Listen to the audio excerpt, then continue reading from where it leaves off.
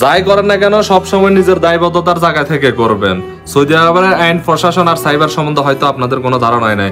আপনার একজনের একটা বাজে পোস্টের কারণে এখানে হাজার হাজার প্রবাসী রিজিকের উপর আঘাত আনবে। এটা মাথায় রাখবেন। সৌদি আরবে প্রায় 30 লক্ষ বাঙালি প্রবাসী আছে। এদের পরিবার পরিজন মিলে প্রায় 1 কোটিরও অধিক তাদের পরিবারের জনসংখ্যা আছে। যদি কোনো কারণবশত এই যে আপনাদের উস্কানিমূলক পোস্টের কারণে আপনারা এই দেশের সরকারের ফটো নিয়ে যেভাবে বাজে মন্তব্য করতেছেন অথবা বাজে ভাবে এডিটিং করতেছেন, এটা কিন্তু আমাদের 30 লক্ষ প্রবাসীর পেটের উপর লাথি দেওয়া হইতেছে। সেটা সম্বন্ধে হয়তো আপনাদের ধারণাই নাই। যদি কোনো কারণবশত সরকার এই 30 লক্ষ প্রবাসীকে ধরে বাংলাদেশে পাঠায় দিয়ে, এদেরকে কি আপনি চালাইবেন না আপনার বাপে চালাইবো? আপনি আপনার জায়গা থেকে যে কোনো প্রতিবাদ করেন, আল্লাহ এদেরকে বুঝার মতো বোধ জ্ঞান দিছে। এদের চোখা পড়বো, এরা যা করার তাই করব।